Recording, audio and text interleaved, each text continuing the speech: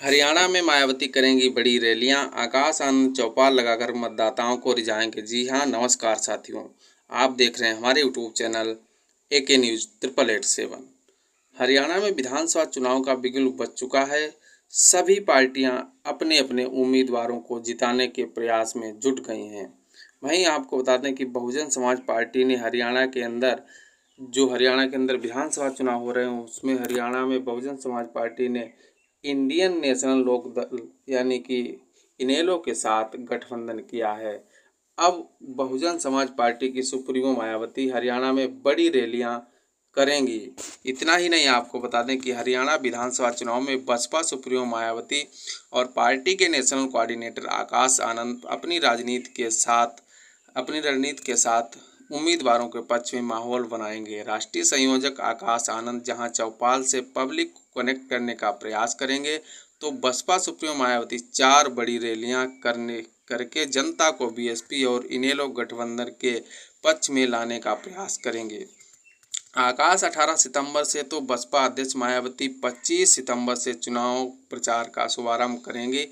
Party के नेताओं का मानना है कि एक दिन में 2 से 3 चौपाल का आयोजन कर लोगों को सीधे तौर पर जोड़ने में मदद मिलेगी।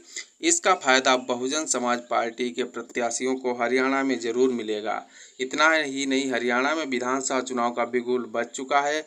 सभी पार्टियां अपने अपने उम्मीदवारों को जिताने के भरसक प्रयास में जुट गई हैं। बहुजन समाज पार्टी ने हरियाणा में इंडियन नेशनल लोक दल के साथ गठबंधन किया है और अब BSP सुप्रीमो मायावती गठबंधन प्रत्याशियों के पक्ष में मैदान में उतरने की तैयारी कर रही हैं। 25 सितंबर को चौधरी देवीलाल की जयंती पर इंडियन नेशनल लोक दल के साथ संयुक्त सभा से चुनाव प्रचार का शुभारंभ करेंगी। उसके बाद 27 सितंबर को फरीदाबाद में, 30 सितंबर को असंध में बड़ी बड़ी रैलियों और जनसभाओं के बजाय आकाश आनंद आज से चौपाल लगाएंगे और मतदाताओं को रिझाएंगे। पहली चौपाल की शुरुआत 18 सितंबर यानी बुधवार से जगदारी क्षेत्र से करेंगे। 19 सितंबर को संढौरा और रदौर विधानसभा क्षेत्र में, 20 सितंबर को असंध और इंद्री में, 21 सितंबर को कलायत और रादौर में, 22 सितंबर को अटेली और सोहाना में, 23 सितंबर को भी सोहना में, 24 को सढौरा और रादौर में, 2 अक्टूबर को अटेली और 3 अक्टूबर को नारनौद में पूरे दिन की चौपाल लगाई जाएगी। इतना ही नहीं, हरियाणा विधानसभा चुनाव के साथ ही उत्तर प्रदेश की 10 सीटों पर होने वाले विधानसभा उपचुनाव पर भी बहुजन समाज पार्टी की सुप्रीमो मायावती की नज़र है। इस बार उन सभी सीटों पर पार्टी प्रत्याशी उतारकर दमखम दिखाने की तैयारी कर रही है।